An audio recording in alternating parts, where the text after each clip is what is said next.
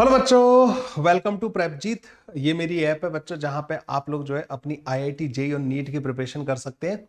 अभी IIT JEE वाला section बच्चों एक्टिवेट है। मैं आप लोगों के लिए बच्चों एक डेमो कोर्स यहाँ पे अपलोड कर रहा हूँ। ये मेरे जो ड्रॉपर बैच है बच्चों, उसका कोर्स है, कोर्स 01 रेक्टिलिनियर मोशन। ये पूरा कोर्स बच्चों हमारे इस यूट्यूब चैनल प्रेपजीत बाई के एस सर पे अवेलेबल है।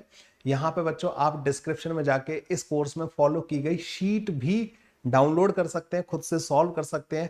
मैं यहाँ पे बच्चों आपको पूरा थ्योरी लेक्चर्स अपलोड करूंगा। जो भी इलस्ट्रेशंस मैंने यहाँ पे कराए हैं हमारे इस पहले कोर्स में बच्चों, वो सारे के सारे आपको इलस्ट्रेशंस भी मिलेंगे। शीट का डिस्कशन जिस तरीके से हुआ है बच्चों, वो शीट का डिस्कशन भी देखने को मिलेगा। तो पूरी ये प्लेलिस्ट बच्चों आप लोगों को देखनी है और फिर उसके बाद आइडिया लगाना है कि क्या आप राइट डायरेक्शन में अपनी आईआईटी जेईई की प्रिपरेशन कर रहे हो। क्या आपको आपकी कोचिंग में जो कंटेंट जिस तरीके का डिलीवर किया जा रहा है, जो कंटेंट आपको प्रोवाइड किया जा रहा है, क्या वो जेईई मेन और एडवांस लेवल पे है। क्या आपको इतने नंबर ऑफ इलस्ट्रेशन कराए जा रहे हैं जो आपकी फिजिक्स को स्ट्रॉन्ग करने के लिए, किसी भी चैप्टर को स्ट्रॉन्ग करने के लिए रिक्वायर्ड है। क्या आपका डिस्कशन इतना डिटेल में होता है, नहीं होता है। ये सारा आइडिया बच्चों आप लोगों को लग जाएगा। इस पूरी प्लेलिस्ट को, इस पूरे कोर्स को देखना है, ठीक है। तो जो बच्चे हमारे 11th वाले हैं, 12th वाले हैं, ड्रॉपर वाले हैं, जो भी बच्चे हैं, काइनेमेटिक्स का सबसे पहला टॉपिक है बच्चों रेक्टिलिनियर मोशन। और रेक्टिलिनियर मोशन को पूरा का पूरा बच्चों आप जो है यहाँ देख सकते हैं इस चैनल पर। पूरा रेक्टिलिनियर मोशन बच्चों मैंने डाला है यहाँ पे, पूरा का पूरा ये डेमो फ्री कोर्स बच्चों आपके पास अवेलेबल है। एक बार देखो कि आप अपनी प्रिपरेशन को कंपेयर करके देखना कि क्या आपकी प्रिपरेशन वाकई में इस लेवल की है। तो ये है बच्चों कोर्स आप लोगों के लिए फुली डेडिकेटेड। बाद बाकी प्रेपजीत पे हमारे सारे और भी कोर्सेज आप चेकआउट करना मत भूलिए। चलिए बच्चों स्टार्ट करते हैं लेक्चर 01 काइनेमेटिक्स मोशन पैरामीटर। तो स्टार्ट करते हैं बच्चों मोशन पैरामीटर्स।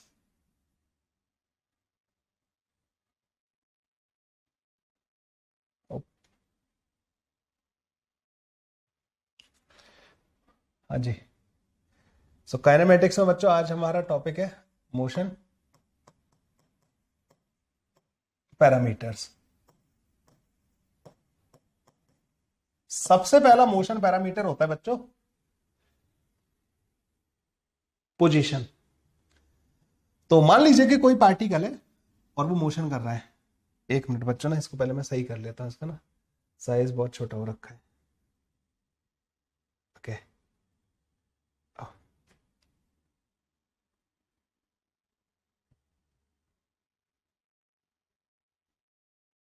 सबसे पहला मोशन पैरामीटर बच्चों कौन सा है? पोजीशन वेक्टर, ठीक है। ये सारे के सारे एक दूसरे से रिलेटेड है, जितने भी मोशन पैरामीटर मैं बताने वाला हूं, ठीक है। तो मान लीजिए कि ये एक्स एक्सिस हो गई बच्चों, ये हो गई वाई एक्सिस। आप लोगों को ये भी आइडिया लग जाएगा कि मैं कितना डिटेल में पढ़ाने वाला हूं, है ना। सर सिंगल करेक्ट क्वेश्चन आपकी शीट के मेंस या एडवांस लेवल है, उसमें दोनों तरीके के हैं। मतलब ना कॉन्सेप्ट बिल्डिंग पे ज्यादा ध्यान दिया गया है उसमें, ना कॉन्सेप्ट बिल्डिंग पे ध्यान दिया गया है। चलिए भाई स्टार्ट करते हैं। इसे बोलते हैं बच्चों रेफरेंस फ्रेम। एक तरीके से आप इसको, ये ओरिजिन हो गया, सारी की सारी बातें आप इसके रेस्पेक्ट में कर रहे होते हो, ठीक है। आपको बच्चों कोई ना कोई रेफरेंस फ्रेम डिफाइन करना पड़ता है। What is the meaning of reference frame? Consider reference frame as an observer. एक तरीके से बच्चों ये समझो कि ये वो है जो मुझे बताएगा कि ये पार्टिकल की जो मोशन हो रही है वो कैसे हो रही है। तो यहां पे एक तरीके से एक बंदा बैठा दिया आपने ना, जो एक पार्टिकल को या एक ऑब्जेक्ट का मोशन को एनालाइज कर रहा है, उसके बारे में सारी बातें आपको इंफॉर्मेशन दे रहा है। That is called the reference frame. समझ में आया? सो this is kind of observer, ठीक है बच्चों। तो यहां पे बच्चों एक ऑब्जर्वर बिठा दिया आपने ना, ये आपको बताएगा कि कौन है, कहां, कैसे चल रहा है। सपोज करो कि एक ऑब्जेक्ट था जो कि इस जगह पे था, ठीक है ना। इसे बोलेंगे हम इसकी इनिशियल पोजीशन। जब इसने देखना स्टार्ट किया तो ये जो ऑब्जेक्ट था वो इस जगह पे था। तो बच्चे यहां पे सबसे पहले हमें डिफाइन करनी पड़ेगी इसकी पोजीशन। तो हम एक लाइन ड्रॉ करेंगे इस तरीके से। ये अगर मैं इससे पूछोगे, तुम इससे पूछोगे कि भाई मुझे ये बता कि ऑब्जेक्ट की पोजीशन क्या है, तो ये क्या कहेगा? ये बोलेगा देख वो बैठा हुआ, ऐसे बोलेगा ना, पॉइंट करेगा, डायरेक्शन बताएगा, वहां बैठा है। अगर इसने बोल दिया कि मेरे से 10 मीटर दूर है, तो क्या आप आइडिया लगा सकते हो कि कहां होगा? 10 मीटर दूर तो एक सर्कल बनेगा। तो ये एग्जैक्ट पोजीशन नहीं हुई, इसे बताना पड़ेगा 10 मीटर दूर उधर की तरफ वो बैठा हुआ। तो इसने उसकी पोजीशन बता दी। इसी को बोलते हैं बच्चों हम पोजीशन वेक्टर। और वेक्टर क्यों होता है बच्चों? ये वाली बात समझ में आई तुम्हें? वेक्टर क्यों होता है? क्योंकि आपको डायरेक्शन भी डिफाइन करनी पड़ेगी अगर आप किसी की पोजीशन बताना चाहते हो तो, ठीक है। इसके कोऑर्डिनेट होंगे कुछ xi, yi and zi। Clear है बच्चों यहां तक? ठीक है, यही बेसिक से ही पढ़ा रहा हूं ना, ठीक है, बेसिक से ही होंगी चीजें। ये ऑब्जेक्ट बच्चों मूव करके पहुंच गया यहां पे, ये है बच्चों इसका पाथ, ठीक है, ये यहां से पहुंच गया यहां पे। क्या अब इसका पोजीशन वेक्टर चेंज हो जाएगा? ठीक है, क्या इसका पोजीशन वेक्टर चेंज हो जाएगा? तो लो जी, इसका पोजीशन वेक्टर चेंज हो गया। इसे बोलेंगे बच्चों फाइनल पोजीशन वेक्टर, और ये इसकी फाइनल पोजीशन हो गई, फाइनल पोजीशन। ठीक है, ये इसकी फाइनल पोजीशन हो गई, और इसके कुछ कोऑर्डिनेट होंगे XF, YF एंड ZF। अच्छा, आपको हर एक चीज बच्चों लिखनी है खुद से, आपको बच्चों नोट्स खुद बनाने हैं, ये ध्यान रखना, नोट्स आपको बनाने हैं। एक नोटबुक रखनी है आपको बच्चों, जो जिसमें नोट्स लिखोगे, एक में शीट को सॉल्व करोगे, 2 नोटबुक रखनी है आपको, और खुद से बच्चों लिखना है इन सब चीजों को। ठीक है, तो ये हो गया बच्चों फाइनल पोजीशन, और ये हो गया बच्चों इनिशियल पोजीशन, और ये हो गया बच्चों पाथ ऑफ द पार्टिकल। ठीक है, पाथ ऑफ ऑब्जेक्ट। तो जो हमारा ऑब्जेक्ट है, जिस रास्ते पे मूव करके गया ना बच्चों, उसका रास्ता, उसका पाथ बच्चों ये हो गया। ठीक है, तो इनको बोलते हैं बच्चों, ये जो लिखे हुए हैं RI और RF, ये जो R वेक्टर होता है ना बच्चों, इसको बोला जाता है पोजीशन वेक्टर। ठीक है, पोजीशन वेक्टर ऑफ ऑब्जेक्ट। इसको कैसे डिफाइन करोगे बच्चों? R vector is equal to किसी भी टाइम पे उसका x coordinate i cap, y coordinate बच्चों j cap and z coordinate k cap. इस तरीके से बच्चों पोजीशन वेक्टर को डिफाइन किया जाता है। ठीक है, ये हो गया इसका पोजीशन वेक्टर। अब ध्यान से सुनना, if position of the particle changes, ये if position vector of particle या object, vector of object changes with time, changes with time in any reference frame, in any frame of reference, मतलब जो आपने observer पर define कर रखा है, any frame of reference, then such object is said to be in motion in that frame of reference। ठीक है, सो अगर किसी ऑब्जर्वर के रेस्पेक्ट में ऑब्जेक्ट का पोजीशन वेक्टर चेंज हो रहा है, ठीक है, जैसे ये देख रहा था इसको, अगर किसी ऑब्जर्वर के रेस्पेक्ट में किसी भी ऑब्जेक्ट का पोजीशन वेक्टर चेंज हो रहा है, तभी वो मोशन में कहलाएगा with respect to that observer. वो किसी और ऑब्जर्वर के रेस्पेक्ट में रेस्ट पे हो सकता है, लेकिन with respect to this observer, जिस ऑब्जर्वर के रेस्पेक्ट में ऑब्जेक्ट का पोजीशन वेक्टर चेंज होता है, उस ऑब्जर्वर के रेस्पेक्ट में ऑब्जेक्ट क्या कहलाएगा? मोशन में। तो सबसे पहली बात, जब तुम मोशन पैरामीटर के बारे में बात कर रहे हो, तो you must understand the motion.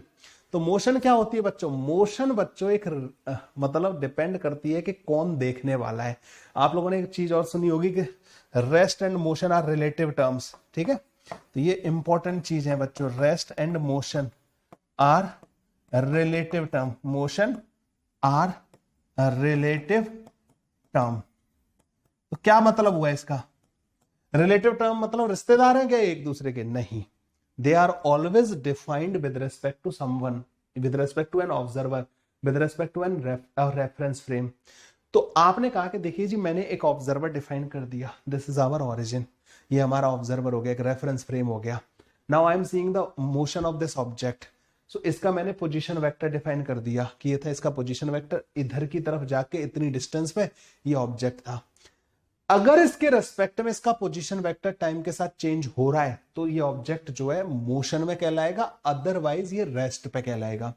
सो ये ध्यान रखना कि आपको ऑब्जर्वर डिफाइन करना पड़ेगा अगर किसी की मोशन या रेस्ट आपको बताना है तो। ठीक है, सो बच्चों ये ऑब्जेक्ट क्या था? मोशन में था, क्योंकि इसके रिस्पेक्ट में पहले इनिशियल पोजीशन वेक्टर ये था, फाइनल ये हो गया। तो ये इसको पोजीशन वेक्टर बच्चों इसका टाइम के साथ चेंज हुआ है, this object was in motion. ठीक है, तो ये rest and motion relative term है, इसका मतलब समझ में आया तुम्हें कि रेस्ट और मोशन बच्चों हमेशा किसी ना किसी के रेस्पेक्ट में डिफाइन की जाती है। आपको एक ऑब्जर्वर डिफाइन करना पड़ता है, देन एंड ओनली देन आप ये बता सकते हो कि यहाँ पे इसका फलाने ऑब्जेक्ट का मोशन हो रहा है या नहीं हो रहा है। तो बच्चों हम मोशन पैरामीटर्स के लिए बात करेंगे तो पहले मोशन समझ में आना चाहिए। तो मोशन के लिए हमें हमेशा क्या डिफाइन करना पड़ेगा, ओरिजिन डिफाइन करना पड़ेगा, रेफरेंस फ्रेम डिफाइन करना पड़ेगा, उसके रेस्पेक्ट में ऑब्जेक्ट का पोजीशन डिफाइन करना पड़ेगा, और पोजीशन चेंज होगा तो वो ऑब्जेक्ट मोशन में होगा, एंड इन दैट फ्रेम। तो क्या इस पेज पे लिखा हुआ सारा का सारा क्लियर है बच्चों? ठीक है। अब अगर तुमसे बोला जाए कि इनिशियल पोजीशन वेक्टर क्या है इसका, तो इनिशियल पोजीशन वेक्टर बच्चों इसका होगा xi i cap yi j cap zi k cap.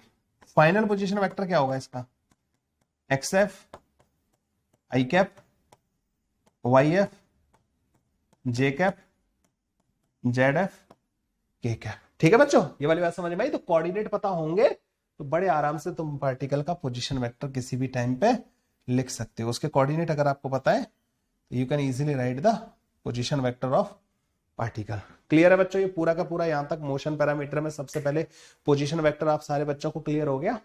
Note down कर लो जल्दी से।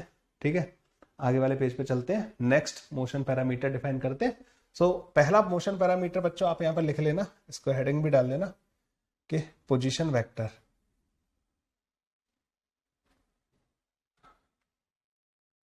पहला मोशन पैरामीटर होता है बच्चों position vector, this is the first one. ठीक है, तो पोजीशन वेक्टर, गॉट इट? समझ में आ गया भाई यहां तक? ठीक है, let's move to next motion parameter and that is called the displacement. तो सेकंड मोशन पैरामीटर बच्चों displacement and third motion parameter बच्चों डिस्टेंस। इन दोनों को एक साथ लेके चलते हैं। इसको बच्चों पहले तो डिवाइड कर लेते हैं इस तरीके से, है ना। यहां पे दूसरा मोशन पैरामीटर आ जाएगा डिस्टेंस। सो डिस्प्लेसमेंट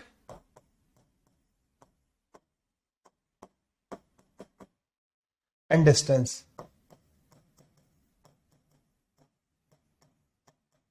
ठीक है, डिस्प्लेसमेंट एंड डिस्टेंस। डिस्प्लेसमेंट क्या होता है बच्चों?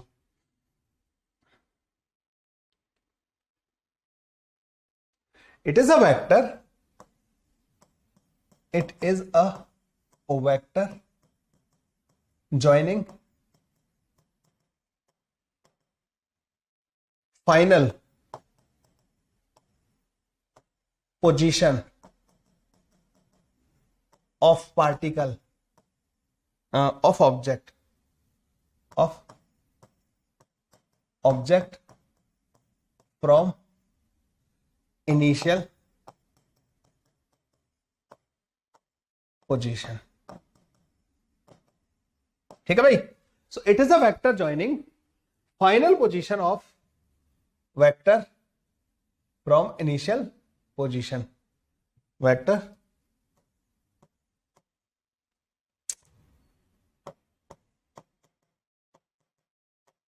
जॉइनिंग। ठीक है, तो final position of object from the initial position बच्चों ये कहलाता है डिस्प्लेसमेंट वेक्टर। ये एक वेक्टर होता है, ठीक है, shortest distance between the initial and final position of the object. आप लोगों ने पढ़ी होगी डेफिनेशन ना, तो पर ये वेक्टर होता है। अब यहाँ पे वो तो बचपन में पढ़ा दी जाती है, जब वेक्टर नहीं पढ़ा होता ना हम लोगों ने, तब हमें पढ़ा दी जाती है कि शॉर्टेस्ट डिस्टेंस ऐसे करके उसको बोल दिया जाता है। लेकिन बच्चों ये वेक्टर होता है, इनिशियल पोजीशन पे खड़े होके आप फाइनल पोजीशन की तरफ एक वेक्टर ड्रॉ कर रहे हो, एक एरो ड्रॉ कर रहे हो बच्चों, इसे बोलते हैं बच्चों हम डिस्प्लेसमेंट वेक्टर। और इसकी एक और डेफिनेशन होती है, displacement vector is change in position vector. So displacement vector is change in position vector. ठीक है, ये बच्चों चेंज इन पोजीशन वेक्टर होता है। So displacement vector is change in position vector. जैसे बच्चों पिछले वाले पेज पे थोड़ा सा आ जाते हैं। ठीक है, इनिशियल पोजीशन क्या थी? ये वाली। फाइनल पोजीशन क्या थी? ये वाली।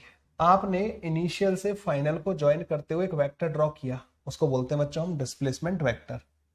सो this is a displacement vector. Displacement को रिप्रेजेंट किया जाता है बच्चों एस वेक्टर से, ठीक है। तो ये बच्चों डिस्प्लेसमेंट वेक्टर हो गया। व्हाइट वाला जो है this is the displacement vector, displacement vector. क्या ये बात क्लियर है? और आप कहोगे सर ये तो सर मेरे को पूरा क्लियर है, इसमें क्या बता रहे हो आप, है ना। कॉन्फिडेंस एकदम अलग ही लेवल पे चल रहे होगा, कॉन्फिडेंस है सर ये तो आप बहुत बेसिक बेसिक चीजें पढ़ा रहे हो, ये तो सब आता है मेरे को, ठीक है। बहुत अच्छी बात है, खुशी हुई जान के ना। ये क्या है बच्चों? डिस्प्लेसमेंट वेक्टर, ठीक है। डिस्प्लेसमेंट वेक्टर क्या तुम्हें ये पता है? This vector plus this vector is equal to this vector. हाँ जी, तो अगले पेज पे मैं इसको ऐसे लिख सकता हूं, आर आई वेक्टर प्लस का S vector is equal to R F vector, triangle of vector addition. S vector जो होता है ना बच्चों, ये आर एफ वेक्टर माइनस का आर आई वेक्टर के बराबर होता है, ठीक है। ये इस तरीके से डिफाइन होता है। आई बात समझ में? तो ये वेक्टर होता है बच्चों और इस तरीके से इसको लिखा जाता है। अगर बच्चों इनिशियल वेक्टर मतलब आर आई वेक्टर, इफ ध्यान रखना आर आई वेक्टर जो है अगर जीरो है मतलब ओरिजिन है, पार्टिकल की इनिशियल पोजीशन क्या थी? ओरिजिन। तो डिस्प्लेसमेंट वेक्टर बच्चों फाइनल पोजीशन के बराबर होगा इन दैट केस। अगर ये होल्ड करता है बच्चों तो डिस्प्लेसमेंट वेक्टर जो है, डिस्प्लेसमेंट वेक्टर क्या होगा बच्चों? फाइनल पोजीशन वेक्टर के बराबर होगा। मतलब कई बार तुम्हें कंफ्यूजन आता होगा, सर वेलोसिटी को लिखते हैं हम rate of change of displacement and rate of change of position, तो क्या पोजीशन और डिस्प्लेसमेंट एक ही चीज होती है क्या? पोजीशन वेक्टर और डिस्प्लेसमेंट वेक्टर सेम होते हैं अगर इनिशियली पार्टिकल ओरिजिन पे था, अदरवाइज ये दोनों सेम नहीं होते। ये इसकी किसी भी टाइम पे फाइनल पोजीशन है, या मतलब मान लो किसी भी टाइम पे पोजीशन है और ये उसकी इनिशियल पोजीशन है, पोजीशन में से इनिशियल पोजीशन माइनस करोगे तो आपके पास डिस्प्लेसमेंट आता है, ये ध्यान रखना। किसी भी टाइम पे पोजीशन, अच्छा ये तो मैं थोड़ा वैसे लिख रहा हूं, अच्छा क्या मैं इसको मान लो क्या मैं ऐसे लिख सकता हूं इसको, किसी भी टाइम पे जो डिस्प्लेसमेंट होगा वो किसी भी टाइम की पोजीशन माइनस का इनिशियल पोजीशन के बराबर होगा या नहीं होगा? ये तो बच्चों कांस्टेंट होगी ना। अरे इनिशियली पार्टिकल जहां भी था वो तो एक जगह फिक्स होगी ना कि यहां पे था, अब चलता जा रहा है तो क्या चेंज होगा? पोजीशन चेंज होती जा रही है, चलता जा रहा है पोजीशन चेंज हो रही है, तो उसका डिस्प्लेसमेंट भी अलग अलग आएगा।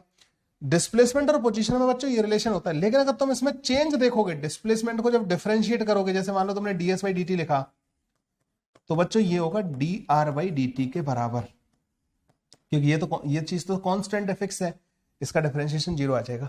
तो डिस्प्लेसमेंट और पोजीशन बराबर नहीं हो सकते, मतलब ना हो भी सकते हैं नहीं भी हो सकते, लेकिन इनका डिफरेंशिएशन बराबर होता है। तो वो जो वेलोसिटी वाला कंफ्यूजन दूर हुआ भाई आप लोगों का कि rate of change of position और rate of change of displacement velocity क्यों होता है, क्यों हम पोजीशन का रेट ऑफ चेंज और डिस्प्लेसमेंट के रेट ऑफ चेंज को बराबर बोलते हैं और वेलोसिटी के बराबर बोलते हैं।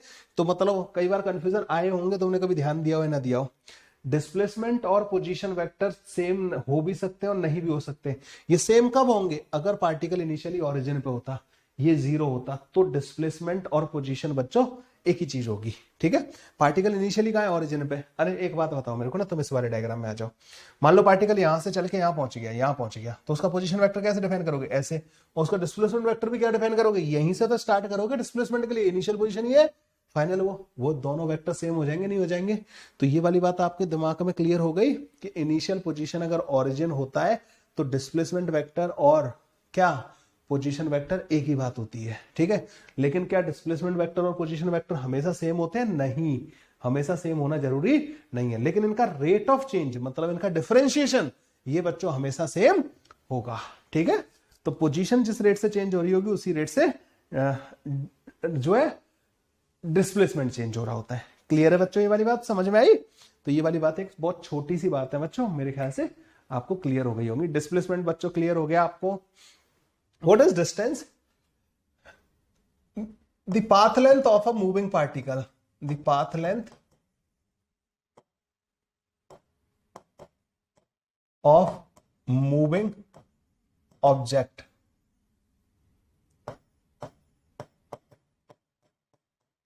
is called distance. तो डिस्टेंस क्या होता है बच्चों? डिस्टेंस होता है जो पार्टिकल जो मूव कर रहा है ना बच्चों, पाथ लेंथ जो है, उसकी जो पाथ की जो लेंथ है, जो जहां से भी चल के जा रहा है, जितना भी चल के जा रहा है बच्चों, that is called the distance. तो बच्चों अगर पिछले वाले डायग्राम में देखो जाए ना, तो ये जो येलो वाली लाइन है ना बच्चों, इसकी जो लाइन की जो टोटल लेंथ आएगी ना बच्चों, तो वो कहलाएगी बच्चों डिस्टेंस, ठीक है, तो वो डिस्टेंस कहलाएगी। तो डिस्टेंस तो बच्चों बहुत आसान सी चीज है, ये स्केलर फिजिकल क्वांटिटी होती है, it is a scalar physical quantity, ठीक है, इसकी कोई डायरेक्शन नहीं होती, क्वांटिटी। डिस्टेंस नेवर डिक्रीजेस, बच्चों ये बहुत इंपॉर्टेंट पॉइंट है, डिस्टेंस नेवर डिक्रीजेस। अब इसमें बच्चों एक बहुत इंपॉर्टेंट चीज है, ये मेरे दिल में घर कर गया है, ये वाली बात है ना। तो मैं जब समझता हूं ना, तो मैं इस distance never increases is a very important term in my life.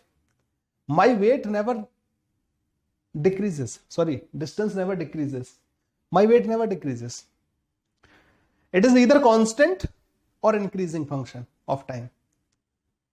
मैंने हमेशा देखा है कि जब मैं वर्कआउट करता रहता हूं, जिम जाता रहता हूं, it is constant function, it never decrease.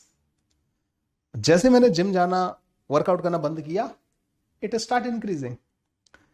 So my weight is a similar function of time, that is distance. So distance और माय वेट आर बोथ काफी हद तक एक दूसरे से सिमिलर टाइप के हैं, ठीक है, okay. So distance never decreases just like my weight never decreases. Okay, distance वाली बात समझ में आई बच्चों।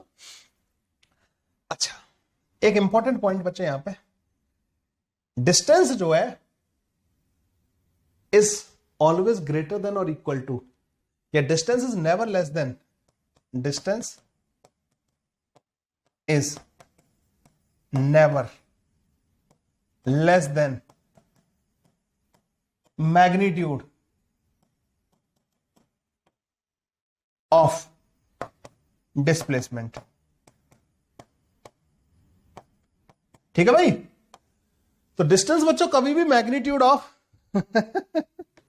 dy dt of your weight greater than और इक्वल टू 0, यस। ठीक है सर, इसका एक रीजन हो सकता है कि नहीं, एक्चुअली होता क्या है कि इसका रीजन जो है सिंपल सा है कि एक बॉडी टाइप होता है, ठीक है, जिनका मेटाबॉलिज्म जो स्लो होता है ना, उनके साथ ये प्रॉब्लम होती है। जिनका फास्ट होता है उनका वेट बहुत जल्दी डिक्रीज होता है। मेरी वाइफ है, चिल मारती है, मतलब ना अनाप शनाप खाती हैं, मैं उनके बराबर, उनके आधा भी नहीं खाता हूँ, ठीक है, मेरे को इतना वर्कआउट करना पड़ता है। फिर मेरे कहती हैं अपना वेट मेंटेन करो, देखो तुम्हारा पेट निकला हुआ है? फिर मैं कहता हूँ कि अच्छा बेटा, तुम जो ये फिट लगी पड़ी हो ना, ये इसलिए नहीं लगी पड़ी हो, तुम मेहनत करती हो, तुम इसलिए लगी पड़ी हो क्योंकि तुम जो है, कहते ना, बॉडी टाइप तुम्हारा उस तरीके का है। बड़ा गंदा लगता है, ठीक है, हमें अपना कांस्टेंट रखने के लिए काम करना पड़ता है, और लोग ना डिक्रीज करने के लिए खा रहे होते हैं। क्या ही बताऊं मैं तुम लोगों को ना, दुख है, मतलब उस डायरेक्शन में जितना जाओगे ना, उतनी गहराई में चलता जाऊंगा मैं, तो उधर से तो कुछ मिलना नहीं है, ठीक है। खाना मत खाइए, खाना खाना मैटर ही नहीं करता बच्चों इस चीज में ना, बॉडी टाइप होते हैं, ठीक है, वो कुछ बॉडी टाइप ही होते हैं उस तरीके के। नहीं ऐसा नहीं है, इतना ज्यादा भी नहीं है, ठीक है, मैं अपने वेट का मजाक उड़ा रहा हूँ, तो इतना ज्यादा थोड़ी ही है। पर हाँ, कुछ बच्चे जो मेरे को ऑनलाइन में जब देखते थे तब मैं थोड़ा अलग था, अब एक कुछ बच्चे रियल लाइफ में जब देखते ना, कभी मिले, सर आप तो थोड़े बल्की हो गए हो। मैंने कहा हाँ, मैं जिम करता हूँ। मैं बोल देता हूँ उनको,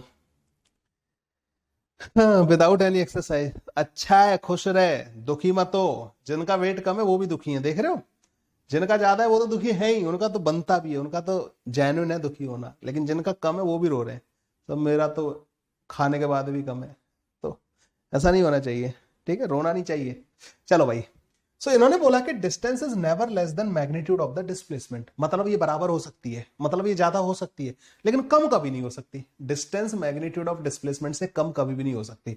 एक चीज का ध्यान रखना बच्चों, बहुत सारे लोग इसको यूज ही नहीं करते। जैसे मैंने magnitude of displacement word use किया है, जनरली पीपल राइट लाइक कि distance is never less than displacement. भाई डिस्प्लेसमेंट एक वेक्टर है, ठीक है, और डिस्टेंस एक स्केलर है, तो हम दोनों के मैग्नीट्यूड कंपेयर कर सकते हैं। वेक्टर को वेक्टर से कंपेयर नहीं करते, वेक्टर्स के मैग्नीट्यूड कंपेयर किए जाते हैं। तो वेक्टर का जब कंपैरिजन होता है ना, तो बच्चों उसकी मैग्नीट्यूड के साथ होता है। बाइसेप्स तो अच्छे हैं, तो टेंशन मतलब देख एकदम खतरनाक बना रखे होंगे, ठीक है। हाँ भाई, कहाँ है, क्या बोल रहा था कि मेरा वेट कम नहीं होता, देख मेरा वेट बेशक बढ़ता है, बाइसेप्स भी बढ़ता है। चलो तो distance is never less than magnitude of the displacement. तो ये कभी बराबर हो सकते हैं बच्चों? जल्दी से मुझे बताओ कि when distance is equal to displacement, मतलब when distance is equal to magnitude of the displacement, कब हो सकता है बच्चों? डिस्टेंस डिस्प्लेसमेंट के मैग्नीट्यूड के बराबर कब हो सकता है? बताओ बच्चों जल्दी से, डिस्टेंस और डिस्प्लेसमेंट दोनों का मैग्नीट्यूड बराबर कब हो सकता है? किस केस में डिस्टेंस और डिस्प्लेसमेंट दोनों का मैग्नीट्यूड बराबर होता होगा? जल्दी बता दो, डिस्टेंस और डिस्प्लेसमेंट का मैग्नीट्यूड किस केस में बराबर होता है? किस केस में बराबर होता है बच्चों? सो संस्कार ने आंसर दिया कि सर स्ट्रेट लाइन। बताओ बताओ जल्दी बताओ, बाकी लोग भी बताओ। Straight line path, straight line path. तो देखो भाई, हम भी एक्सपेरिमेंट में थोड़ा भरोसा रखते हैं, तो हम तुम्हें एक एक्सपेरिमेंट करके दिखाते हैं, ठीक है? ये कैप है, सस्ता माल है, अगर गिर भी जाएगा टूट जाएगा कोई फर्क नहीं पड़ेगा, ठीक है? इसको हमने ऊपर फेंका, ये हमारे हाथ में आ गया वापस। हम कंसिडर करते हैं कि ऊपर सीधा लाइन में गया और सीधा लाइन में आया। Is this a straight line path और कर्वी लीनियर? क्या स्ट्रेट लाइन पाथ है इसका? हाँ जी, हाँ जी। So this is a straight line path, motion है ना, स्ट्रेट लाइन है, ठीक है? बट क्या हो गया यहाँ पे? डिस्टेंस कितनी है बच्चों? जब यहाँ पे आया तो डिस्टेंस होगी जितना गया और लौट गया, उन दोनों को ऐड करेंगे। लेकिन डिस्प्लेसमेंट क्या है? 0। इसमें बच्चों थोड़ा सा करेक्ट कर लो अपनी डेफिनेशन को ना। They both are equal, both are equal if object does not change direction of velocity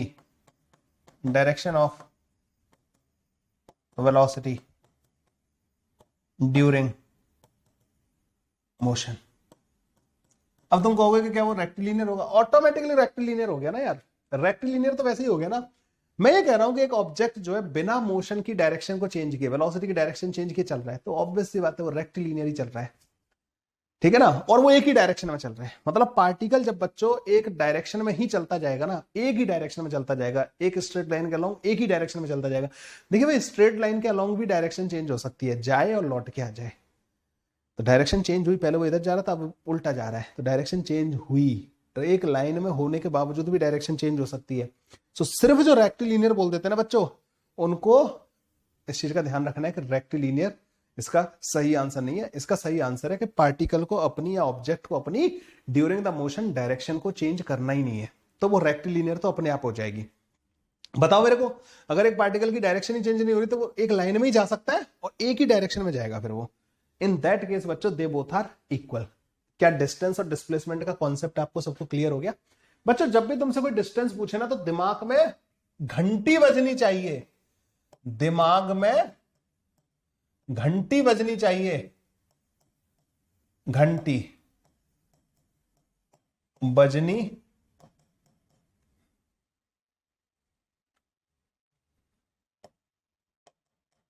चाहिए। क्यों बच्चों? डिस्टेंस फाइंड करने के लिए ना आपको उसके पूरे पाथ को देखना पड़ेगा, आपको मेक श्योर करना पड़ेगा कि पार्टिकल ने कहीं पर डायरेक्शन चेंज तो नहीं कर दिया। अगर डायरेक्शन चेंज कर दिया ना बच्चों, तो आपको अपनी पूरी अप्रोच को चेंज करना पड़ेगा। हाँ, अगर कोई तुमने मेक श्योर कर लिया कि पार्टिकल का डायरेक्शन चेंज ही नहीं हो रहा, पार्टिकल का throughout the motion direction change ही नहीं हो रहा, तब तो बच्चों डिस्प्लेसमेंट फाइंड कर लो, उसी को डिस्टेंस के बराबर बोल देना। लेकिन अगर कहीं पे पार्टिकल का डायरेक्शन चेंज हो रहा है, तो बच्चों आपको फिर टुकड़ों में पाथ को देखना पड़ेगा। ये ध्यान रखना हमेशा ना।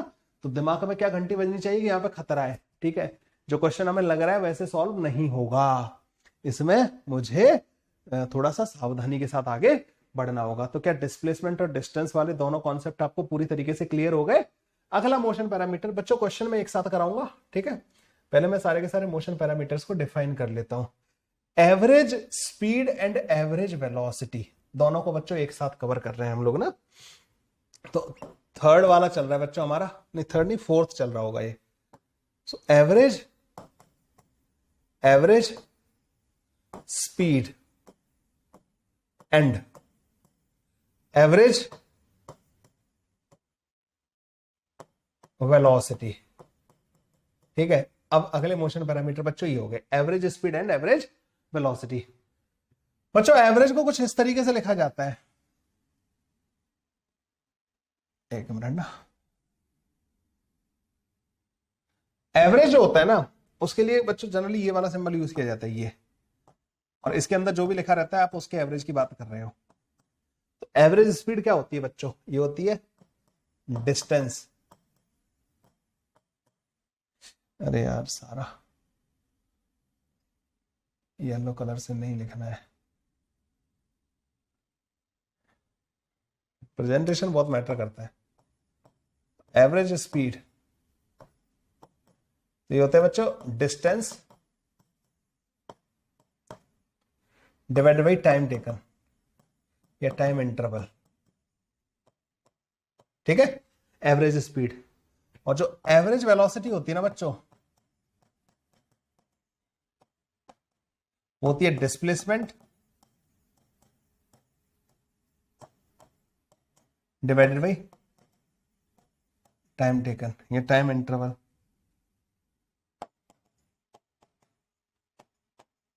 क्लियर है बच्चों यहां तक? एवरेज वेलोसिटी और एवरेज स्पीड जो होती है बच्चों वो इस तरीके से डिफाइन होती है। Average speed is a scalar, average speed is scalar, scalar ही होगी, जबकि एवरेज वेलोसिटी क्योंकि डिस्प्लेसमेंट वेक्टर है तो एवरेज वेलोसिटी भी वेक्टर होगी, तो average velocity is a vector physical quantity. ठीक है भाई, ये एवरेज वेलोसिटी जो होती है बच्चों वो वेक्टर फिजिकल क्वांटिटी होती है, ठीक है, एवरेज वेलोसिटी। एवरेज स्पीड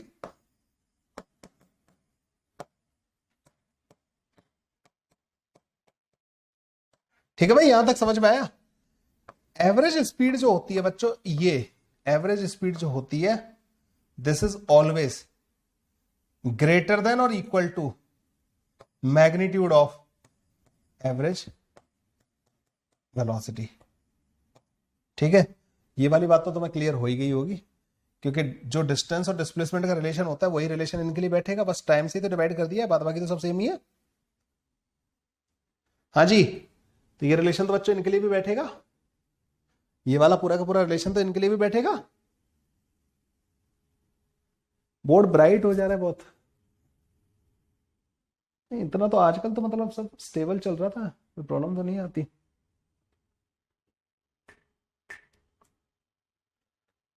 क्या ये बात आपको समझ में आई बच्चों? Average speed and average velocity वाला पूरा कॉन्सेप्ट आपको क्लियर है? एवरेज वेलोसिटी एवरेज स्पीड पूरा कॉन्सेप्ट आपको क्लियर है क्या रे? ठीक है, चलो तो अब आगे बढ़ते हैं बच्चों, मतलब मोशन पैरामीटर्स को थोड़ा जल्दी निपटाते हैं। अब आ जाते हैं बच्चों वेलोसिटी पे, ठीक है, वेलोसिटी और एक होता है स्पीड। अगला मोशन पैरामीटर बच्चों पांचवा वेलोसिटी। ठीक है, वेलोसिटी क्या होता है?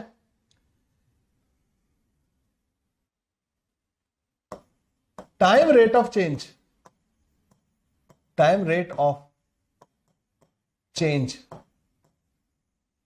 ऑफ पोजीशन और displacement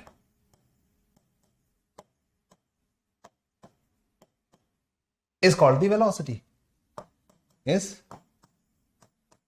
called the velocity।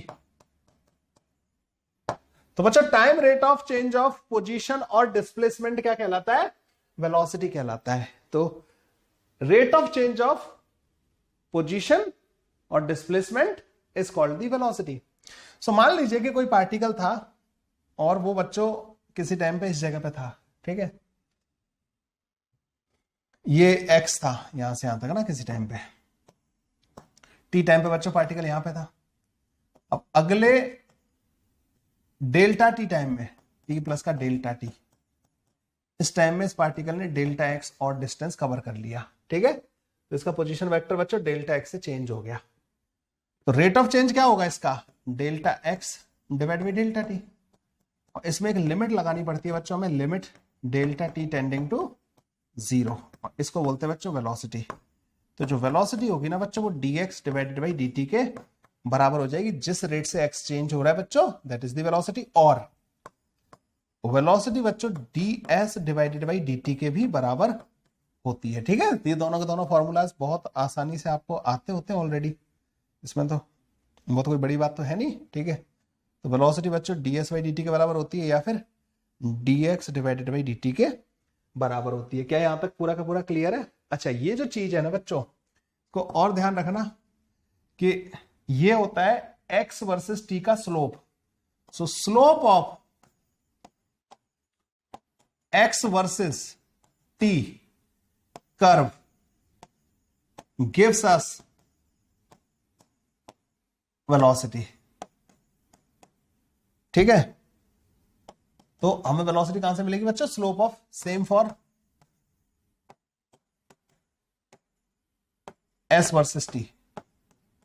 Displacement versus time graph दे रखा हो या फिर x वर्सेस टाइम ग्राफ दे रखा हो बच्चों, हमें क्या मिल जाएगा उससे? उसके स्लोप से बच्चों हमें वेलोसिटी पता लग जाएगी। सो यहां पे अगर मैं तुम्हें बोलूं कि देखिए जी, एक पोजीशन टाइम ग्राफ हमें दिया था इस तरीके से ना।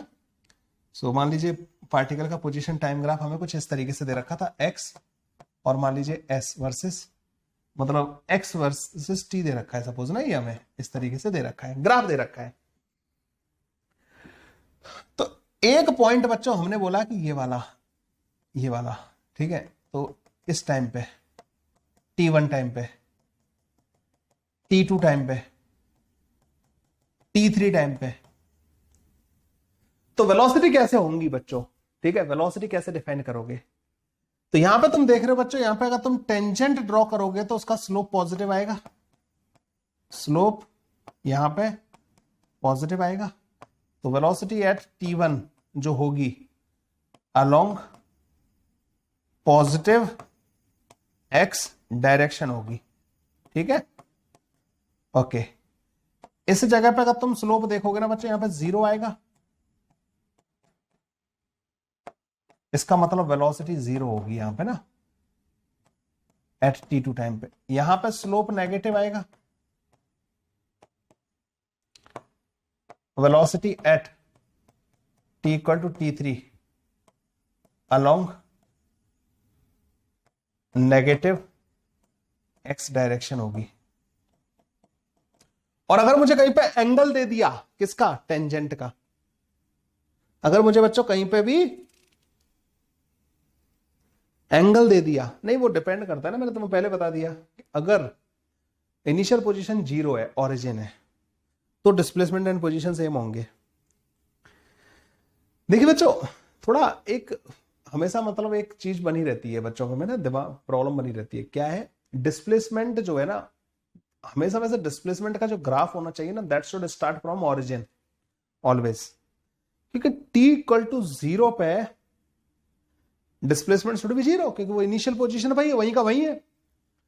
लेकिन कई बार बुक्स में क्या कर देते हैं, उसको लिख देते हैं, जैसे मैं इसको लिखा मैंने फिर उसको मिटाया, डिस्प्लेसमेंट वर्सेस टाइम। इस ग्राफ को डिस्प्लेसमेंट वर्सेस टाइम का मतलब तुम कह रहे हो कि t इक्वल टू 0 पे पार्टिकल का ऑलरेडी डिस्प्लेसमेंट है, भाई वो गलत है। t इक्वल टू 0 पे डिस्प्लेसमेंट कैसे हो सकता है पार्टिकल का? भाई तुम t इक्वल टू 0 पे तो इनिशियल पोजीशन डिफाइन करोगे, वहां से पार्टिकल चलेगा तो उसे बोलोगे तुम डिस्प्लेसमेंट। तो डिस्प्लेसमेंट बच्चों हमेशा एक इंटरवल में डिफाइन होता है, it is not defined at a point कि इस पॉइंट पे ये डिस्प्लेसमेंट है, ये गलत चीज है।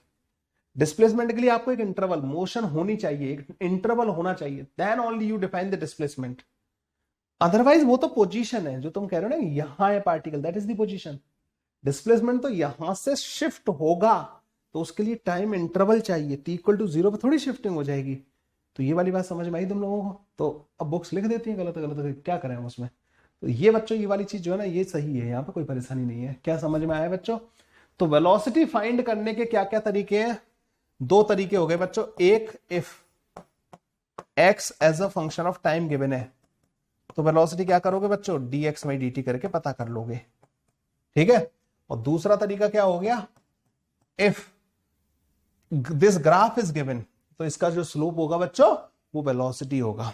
ये वाली बात क्लियर हो गई सारे बच्चों को।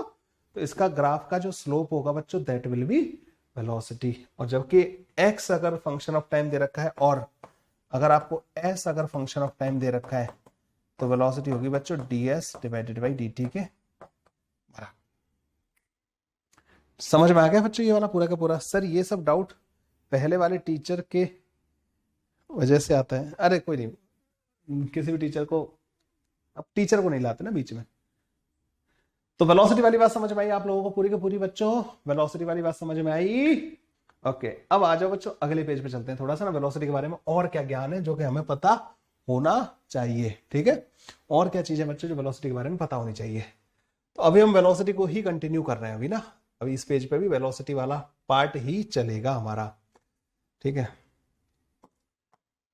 तो वेलोसिटी के बारे में और भी काफी चीजें जो हमें पता होनी चाहिए। क्या है?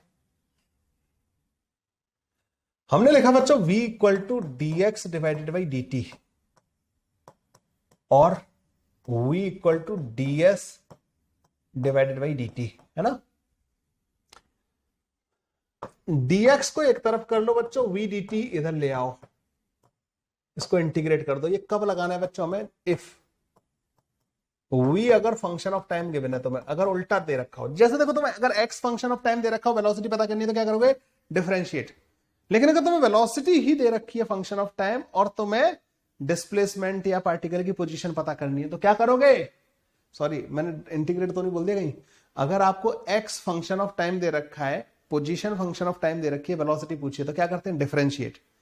अगर आपको वेलोसिटी दे रखी है फंक्शन ऑफ टाइम और आपसे कोई पूछे कि पार्टिकल किस टाइम पे कहां होगा, कितना डिस्प्लेसमेंट होगा, तो बच्चों अपन को उसका क्या करना पड़ेगा? उल्टा इंटीग्रेशन। तो जब भी बच्चों ये गिवन है, इफ दिस इज गिवन, और ये अगर आपसे पूछा है पोजीशन या डिस्प्लेसमेंट आपसे पूछा है, तो बच्चों जो छोटे छोटे छोटे छोटे डिस्प्लेसमेंट को ऐड करोगे तो क्या आएगा? ये टोटल डिस्प्लेसमेंट आएगा और ये बच्चों होगा v dt के बराबर, इंटीग्रेशन के बराबर, या इसको बोलते हैं area under velocity versus time curve. तो वेलोसिटी वर्सेस टाइम कर्व जो होता है ना बच्चों, उसका एरिया जो होता है वो हमें डिस्प्लेसमेंट देता है।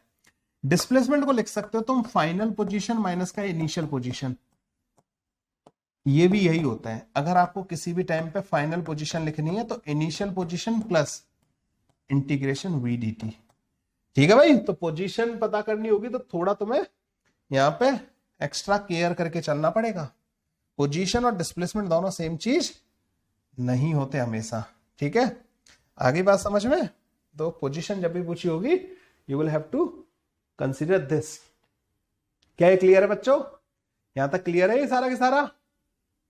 तो अब अगर मैं तुम्हें एक ग्राफ बना के बताऊं कि देखिए जी, अगर एक पार्टिकल था जो कि मूव कर रहा था, किसी भी डायरेक्शन में जा रहा होगा, ठीक है, और उसका वेलोसिटी टाइम ग्राफ आपको दे रखा था। ये हो गया बच्चों टाइम और ये होगी बच्चों वेलोसिटी। मान लीजिए उसका वेलोसिटी टाइम ग्राफ आपको इस तरीके से दे रखा था, ठीक है? वेलोसिटी टाइम ग्राफ बच्चों आपको इसका दे रखा था इस तरीके से। अगर मैं तुमसे बोलूं कि इसका स्पीड टाइम ग्राफ बनाओ, स्पीड, अच्छा थोड़ा स्पीड के बारे में पहले बात कर लेते हैं, यहीं पे बात कर लेते हैं, ठीक है? छोटा सा कॉन्सेप्ट है स्पीड, तो उसको पहले निपटा लेते हैं। ये क्या होता है बच्चों? स्पीड क्या होता है? कोई बताएगा बच्चों स्पीड क्या होता है? Magnitude of velocity, magnitude of velocity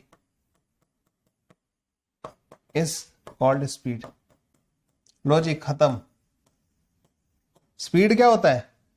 magnitude of velocity. मतलब स्पीड को कैसे लिखोगे? Mod of v। डायरेक्शन भूल जाओ, किसकी? वेलोसिटी की। डायरेक्शन भूल जाओ, डायरेक्शन हटा दो, तो मैग्नीट्यूड ऑफ वेलोसिटी क्या कहलाएगा बच्चों? स्पीड। और ये हमेशा पॉजिटिव होगा। तो अगर जैसे ये ग्राफ है बच्चों ना, अगर मैं तुमसे पूछूं कि मान लो यहीं पे एक और ग्राफ बना दूं मैं, और वो बनाना चाहूं, मैं कहूं कि इसी का तुम मेरे को स्पीड टाइम ग्राफ बनाओ, तो क्या तुम लोगों को ये समझ में आ रहा है कि वेलोसिटी टाइम ग्राफ अगर ये, तो स्पीड टाइम ग्राफ बच्चों इसका ऐसा आएगा। ये वाला पार्ट तो ऐसे ही रहेगा, लेकिन बस ये नीचे वाला पार्ट ऊपर आ जाएगा। This will be the speed time graph. ये नेगेटिव होगा ही नहीं। ये वाली बात समझ में आई बच्चों? समझ में आया ये वाली बात? स्पीड और time graph, velocity and time graph. तो magnitude of velocity is called the speed. अब अगर इसका एरिया मान लो ये वाला एरिया आपको A1 दे रखा है 10 के बराबर, और ये दे रखा है बच्चों A2 दे रखा है, इसका मैग्नीट्यूड बच्चों 4 के बराबर दे रखा है, तो ये -4 होगा बच्चों, ध्यान रखना। तो अब अगर तुम्हें कोई पूछे कि भाई एक बात बताओ कि इसका डिस्प्लेसमेंट क्या है, तो आप बोलोगे sir displacement is equal to 10 minus का 4, 6 यूनिट जो भी है, ठीक है, जिस भी यूनिट में दे रखा है। आपसे कोई पूछे बताओ डिस्टेंस बताओ, तो डिस्टेंस में बस ये कर देना 10 प्लस का मॉड लगा के, और हो जाएगा 14 मीटर, क्योंकि इसमें ये नीचे वाला ऊपर चला जाएगा। अब ये एरिया भी पॉजिटिव का हो गया, ये एरिया भी क्या हो गया बच्चों, पॉजिटिव का हो गया। तो जब भी डिस्प्लेसमेंट पूछा जाता है ना बच्चों, तो यू इंटीग्रेट वेलोसिटी, और जब तुमसे डिस्टेंस पूछी जाती है ना, डिस्टेंस, तो बच्चों तुम्हें इसका इंटीग्रेशन करना पड़ता है, मॉड वी dt। शायद ये लाइन तो आप पहली बार देख रहे होंगे, मॉड वी dt, इसे बोलते हैं बच्चों, इससे डिस्टेंस आता है। देखा भी होगा लेकिन कंफ्यूज हुए होंगे। तो ये दोनों में डिफरेंस समझ में आ रहा है, इन दोनों में, इसमें और वो जो लिखा हुआ है बच्चों, इन दोनों में डिफरेंस समझ में आ रहा है। यहाँ मॉड नहीं लगा हुआ, यहाँ पे वेलोसिटी की पॉजिटिव और नेगेटिव सब वैल्यू आएंगी, यहाँ पे सिर्फ वेलोसिटी की पॉजिटिव वैल्यूज आएंगी। इससे जो आएगा डिस्टेंस आएगी, इससे जो आएगा बच्चों वो डिस्प्लेसमेंट आएगा। वो पॉजिटिव और नेगेटिव को दोनों को सर हर ग्राफिकल ट्रांसलेशन पढ़ाया था, हाँ ठीक है, मतलब यहां तक बच्चों समझ में आया, उसमें सिली डाउट्स ही एडवांस क्लियर है बच्चों। यहां तक सारी की सारी चीजें, डिस्टेंस, डिस्प्लेसमेंट, वेलोसिटी, स्पीड और इनके बारे में सारा के सारा क्लियर हो गया बच्चा पार्टी? क्या मैं कंसीडर करूं कि यहां तक तुम्हें सब कुछ आ गया है? डिस्टेंस, डिस्प्लेसमेंट, ठीक है। अगर एक और स्लाइड खाली होगी अगले पेज पे है, तो अब मेरे को एक बात बताओ, आज एक्सेलरेशन स्टार्ट नहीं करेंगे, वेलोसिटी तक ही बात करेंगे हम लोग ना, वेलोसिटी तक ही बात करेंगे, डिस्टेंस, डिस्प्लेसमेंट, वेलोसिटी। अब बात करते हैं बच्चों एवरेज वेलोसिटी, अभी हम लोगों ने पढ़ी या नहीं पढ़ी है ना? तो एवरेज वेलोसिटी अगर हमें अब कोई पूछे,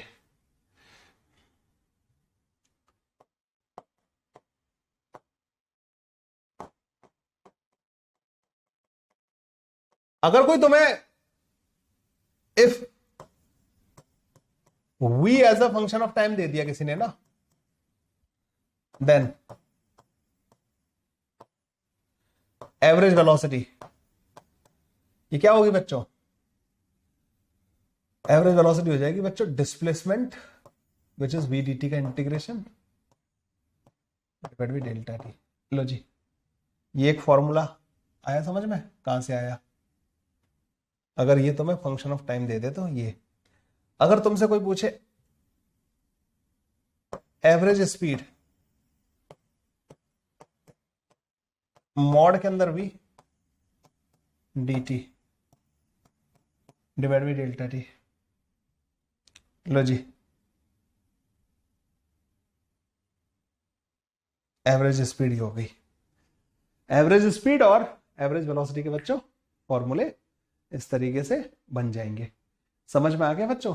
तो क्या क्या समझ में आया तुम्हें अभी तक यहां तक? कि देखिए जी, ये गिवन होगा या ये गिवन होगा, तो वेलोसिटी ऐसे पता कर लूंगा,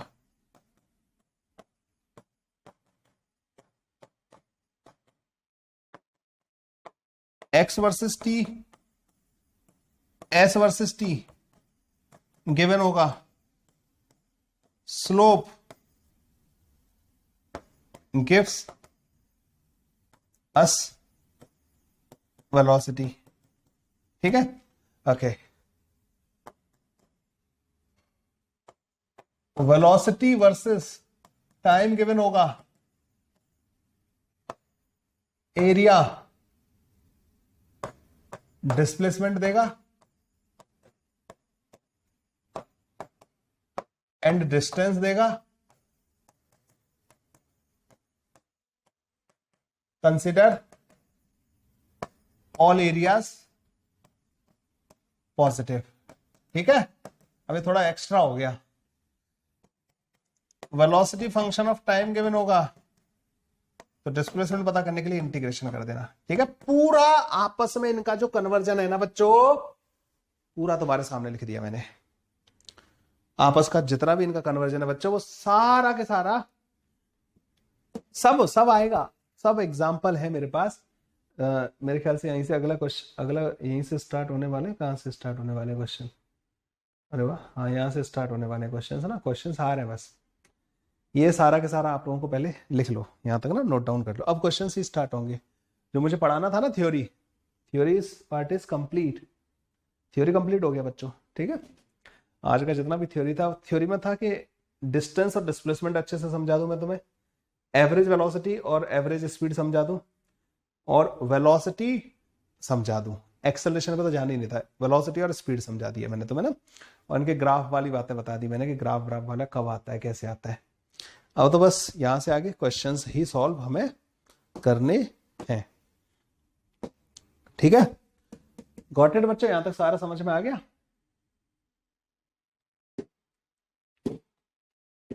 बड़े भाई आगे लिख लिया होगा, आपने नोट डाउन कर लिया होगा। सो this is the question number 1। A particle start from A along the path ABCEF along the diagonal CE with 5 meter per second constant speed.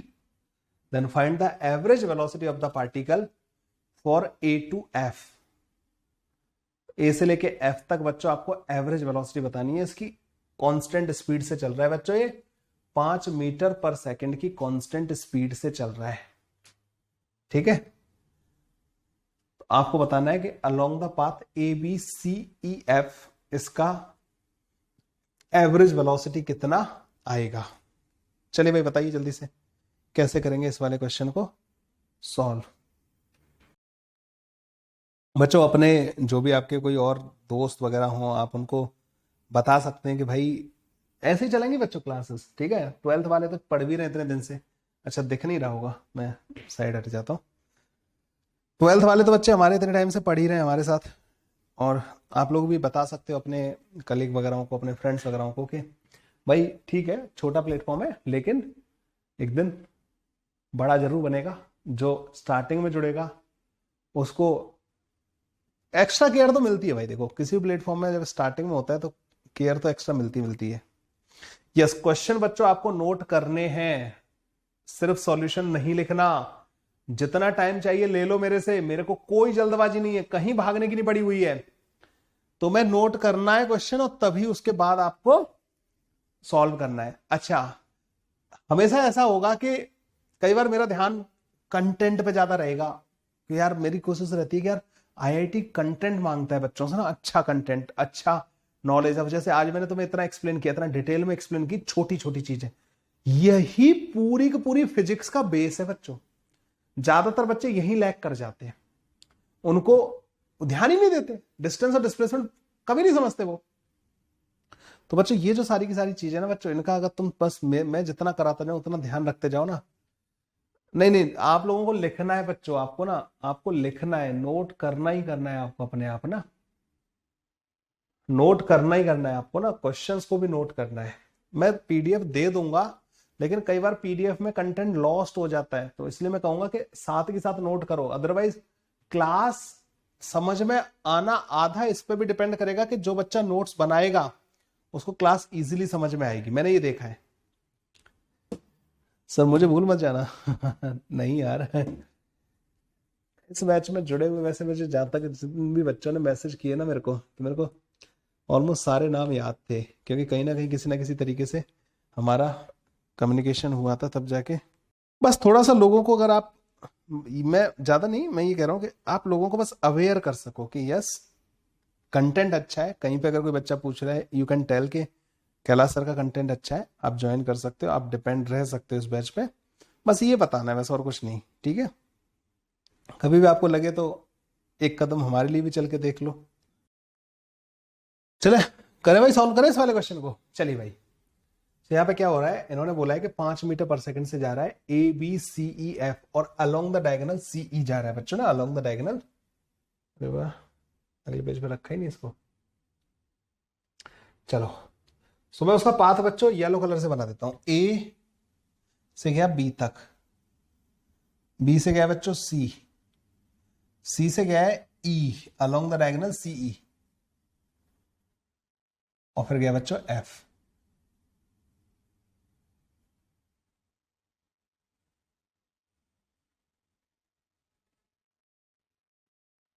ये है बच्चों इसका रास्ता। रास्ता दिख गया कैसे कैसे चला है, मस्त घूमता हुआ है, ऐसे ऐसे ऐसे ऐसे। अच्छा, टोटल डिस्टेंस कितनी चली इसने?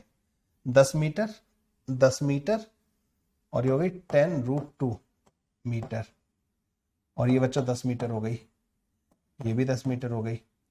सो टोटल डिस्टेंस जो हुई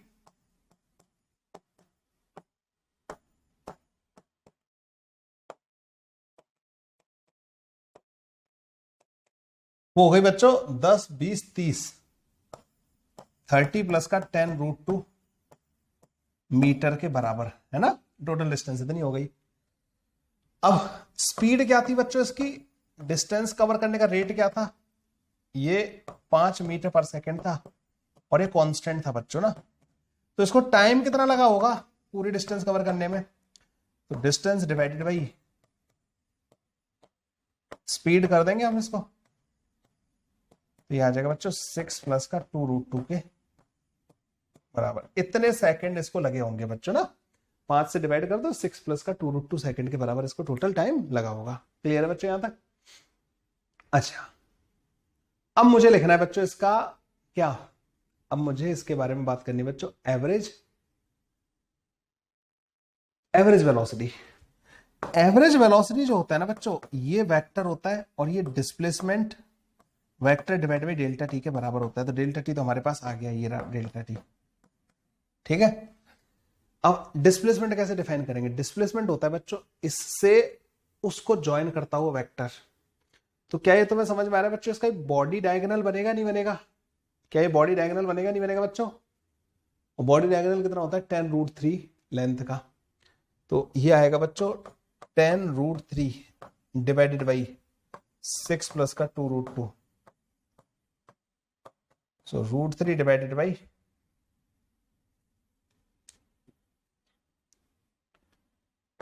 3 प्लस का √2 metre per second. This will be the answer. अच्छा, अगर कोई कहे कि सर डिस्प्लेसमेंट फाइंड करने का कोई और तरीका, तो yes there is one more way. X axis, Y axis, इधर मान लेना बच्चों जेड एक्सिस, ठीक है। अब इसके कोऑर्डिनेट लिख देना है इसके ना, इस वाले पॉइंट के, तो इसके कोऑर्डिनेट आएंगे 0,0,10। इसके कोऑर्डिनेट लिख देना बच्चों 10,10,0। तो डिस्प्लेसमेंट वेक्टर क्या होगा, ए एफ वेक्टर, ए से एफ को ज्वाइन करता हुआ वेक्टर। तो डिस्प्लेसमेंट वेक्टर जो होगा ना बच्चों, वो ए एफ वेक्टर होगा। तो 10i cap, 10j cap, 0k cap minus का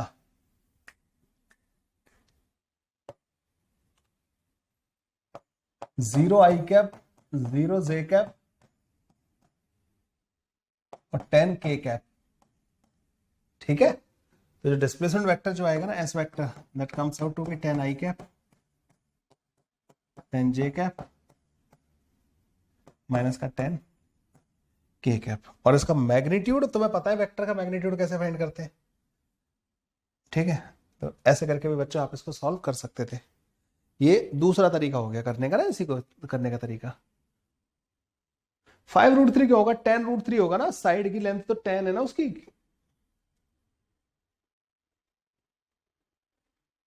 क्यूब है ना ये, इसमें बोलना चाहिए था थोड़ा सा ना। 10-10 मीटर है सारे के सारे sides.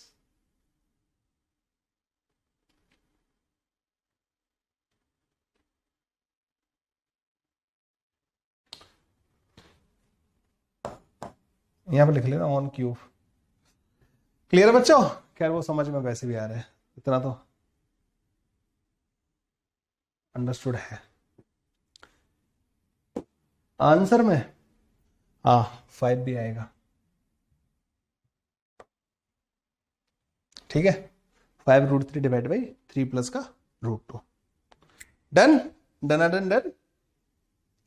Let's move to question number 2, second question बच्चों। Second question, a man moving in xy plane traveled 20 meter with 4 meter per second along the x direction and then takes 127-degree turn towards his left and travel 50 meter with 10 meter per second in a straight line, and in the end takes 90-degree turn towards his right and cover a 60 meter with 6 meter per second, then find the average speed and average velocity of the particle। लो जी, एक और बढ़िया सा question बच्चों ना, ये सिर्फ vector का है। मैं स्टार्टिंग में ना तुम्हें मतलब बेसिक से चलना है ना अपन को, तो ये बेसिक का बच्चों एक ट्रेलर है। तो this is a question number 2, ठीक है। आज से बच्चों हमारा ये बैच स्टार्ट हो गया फाइनली, बड़ी ही खुशी की बात है। 5:30 5:30, अभी जल्दबाजी नहीं करनी, स्टार्टिंग में आराम से चलना है अपन को ना। 5 क्लासेस अ वीक रखी है मैंने, अगर कोई जरूरत पड़ी कोई डिस्कशन वगैरह में, अगर कहीं हम लैग कर गए देन एक और क्लास। अच्छा शीट में आज नहीं दे रहा, अगर तुम आज मैं शीट दे दूंगा ना तो तुम आज ही डर जाओगे शीट से ना। शीट मिलेगी बच्चों आपको कल, कल होमवर्क मिलेगा, कल ही शीट मिलेगी आपको, ठीक है। अभी तुम करना चालू करोगे, मुझे पता है रुकोगे हो नहीं, और अभी मैंने उतना पढ़ाया है नहीं कि तुमसे शीट बनने लगे। नहीं 6 बजे तक नहीं जाएगी मेरी क्लास, हमेशा 5:30 बजे खत्म हो जाया करेगी, ठीक है। 5:30 एट मैक्स 5:45 5:45 तक, ठीक है। अभी वो ड्रॉपर वाला, वो अभी जो 2023 वाला एडवांस वाला कोर्स है आज 7 बजे से, इस चक्कर में थोड़ा सा अभी इस हफ्ते की बात है, उसके बाद 5:45 बजे तक चला करेगी।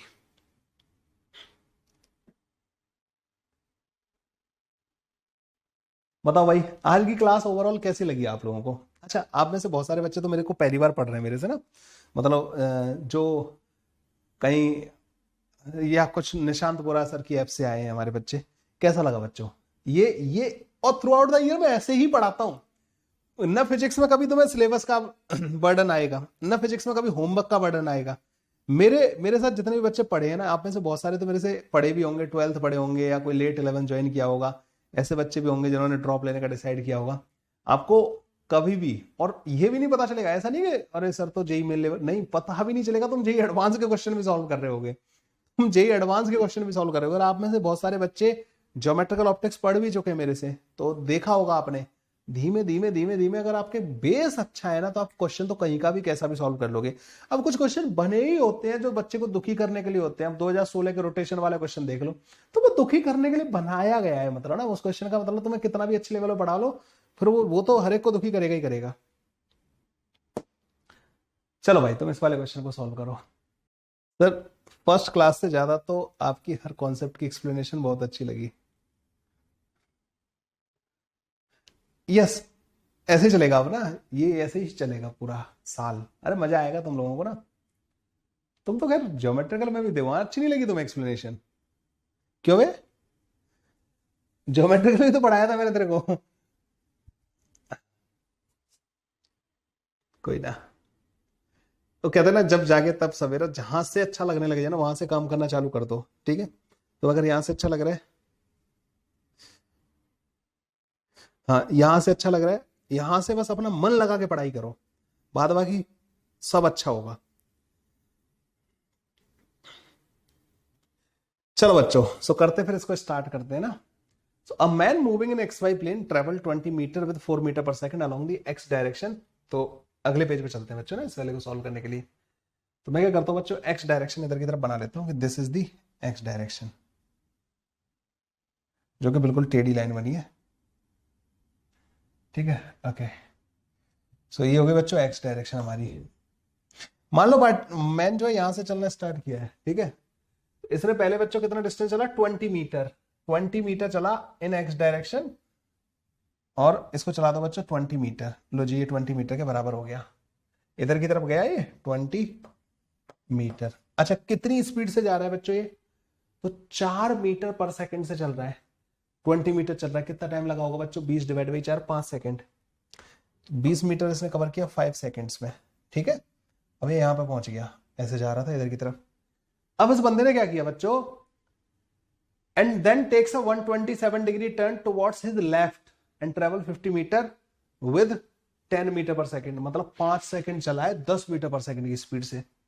लेकिन इसने एक टर्न ले लिया बच्चों। टर्न किधर की तरफ लिया? इसका लेफ्ट किधर होगा बच्चों? ये ऐसे जा रहा था, लेफ्ट ये होगा, इधर की तरफ इस डायरेक्शन के साथ 127 डिग्री का टर्न। तो 127 डिग्री का टर्न तो बच्चों कुछ ऐसा आएगा, ऐसा। और चलाए बच्चों 50 मीटर। दिस इज 50 मीटर और 5 सेकंड में इसने ये डिस्टेंस कवर किया। और ये हो गया बच्चों, टर्न हो गया 127 डिग्री, मतलब ये हो गया 53 डिग्री के बराबर। यहां पहुंच गया बच्चों ना, ये 50 मीटर चल के इस जगह पे। अब ये ऐसे चल ही रहा था कि इसने एक और टर्न ले लिया है। Then he take a 90 degree turn towards his right and cover 60 metre with 6 metre per second. 60 metre मतलब 10 सेकंड तक चला है फिर ये ना। अब कोई ऐसे जा रहा है तो राइट किधर होगा? राइट इधर की तरफ होगा। अब इसने एक और टर्न लिया बच्चों राइट की तरफ, और ये गया इधर की तरफ बच्चों कुछ 60 मीटर। तो ये 60 मीटर गया है, 6 मीटर पर सेकंड की स्पीड से गया, तो मतलब 10 सेकंड में यहां कहीं पहुंच गया। मतलब थोड़ा डायग्राम मतलब काफी हद तक ऐसा कुछ बनेगा। तो अब हमें क्या पता करना है? पहले तो इसकी टोटल डिस्टेंस बताओ। तो डिस्टेंस कितनी चली इसने ना, डिस्टेंस तो 60, 50 और 20, 8 5 13 130 मीटर। टाइम कितना लगा बच्चों इसको टोटल? 10 5 15 5 20। एवरेज स्पीड कितनी आ जाएगी? क्योंकि ये भी पूछी है इन्होंने। 130 divide by 20 which is equal to 6.5 metre per second के बराबर आ गई। पहला वाला पार्ट कंप्लीट हो गया। अब डिस्प्लेसमेंट, इसका जो डिस्प्लेसमेंट होगा ना बच्चों, डिस्प्लेसमेंट वेक्टर होता है तो S1 vector plus S2 vector plus S3 vector. देखो इसको मैं लिख रहा हूं S1 वेक्टर, इसको लिख रहा हूं बच्चों मैं S2 वेक्टर, इसको लिख रहा हूं मैं S3 वेक्टर। तो डिस्प्लेसमेंट क्या होगा? डिस्प्लेसमेंट होगा इनिशियल पोजीशन से फाइनल पोजीशन को ज्वाइन करता हुआ वेक्टर। यही होगा ना बच्चों displacement vector. Triangle of vector addition आप सबने पढ़ा है, this vector plus this vector plus this vector is equal to this vector.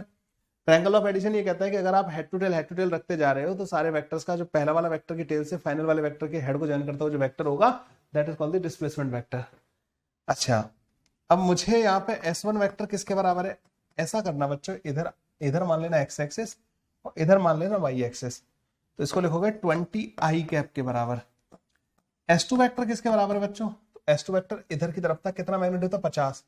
तो 50 का इधर कंपोनेंट आएगा एक 50 cos 37, तो ये हो जाएगा माइनस का 30 i कैप प्लस का 40 j cap.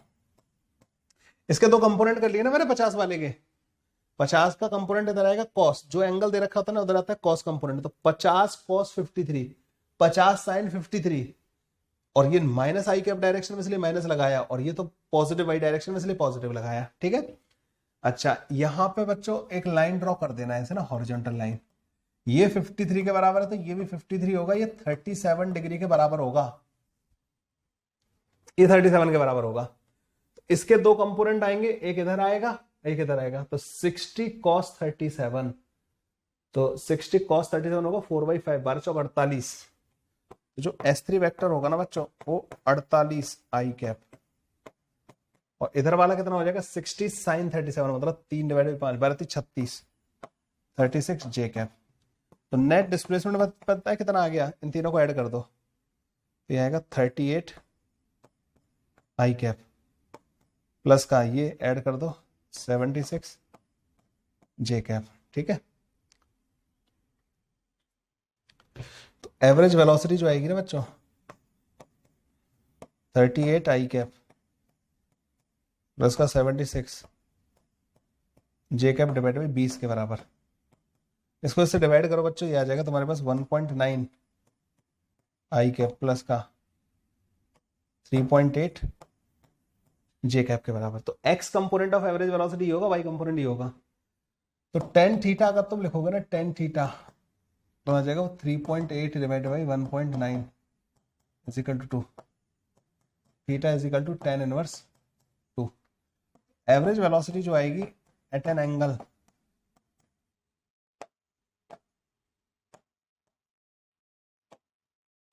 Ten inverse 2 with positive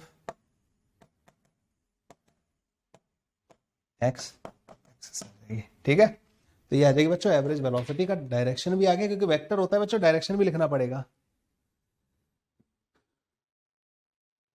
ठीक है भाई, ये वाली बात समझ में आई तुम्हें? तो ये तुम्हारा, ये मुझे रिवाइज करवाना था ना तुम्हें, ये सब मुझे कवर करने थे, मेरे दिमाग में थे कि मैं तुम्हें डिस्प्लेसमेंट वाली सारी चीजें कवर कर दूं, डिस्प्लेसमेंट कैसे कैसे आता है, क्या क्या होता है।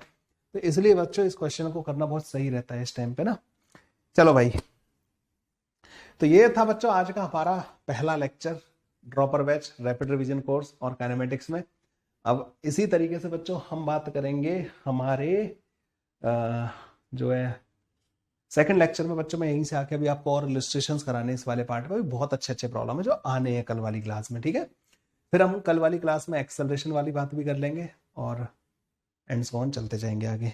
चलिए भाई, मिलते हैं। सर इनिशियल से फाइनल पोजीशन देखें तो वाई एक्सिस पे चलेगा, तो एक्स एक्सिस के कंपोनेंट की नहीं, ये गलत है। ठीक है, ये डायग्राम बनाया ना, मुझे ये एग्जैक्टली मेजर करके थोड़ी बनाया कि 20 मीटर है, ये 53 डिग्री कुछ थोड़ा इधर आना चाहिए था, थोड़ा ये यहाँ आना चाहिए था, यहाँ पे कहीं ना, यहाँ पे फिर 60 डिग्री कहीं यहाँ आएगा, यहाँ पहुंचेगा। ये डायग्राम थोड़ा अप टू दी स्केल नहीं है। ठीक है, अब ये हाथ से बनाया गया, अब इतना थोड़ी दिमाग लगाया था कि एक बाई एक्सिस का पैरेलल दिख जाएगा। ये एक्चुअली गलत बना हुआ डायग्राम ना। ठीक है, चलो बच्चों, कल मिलते हैं फिर सेम टाइम।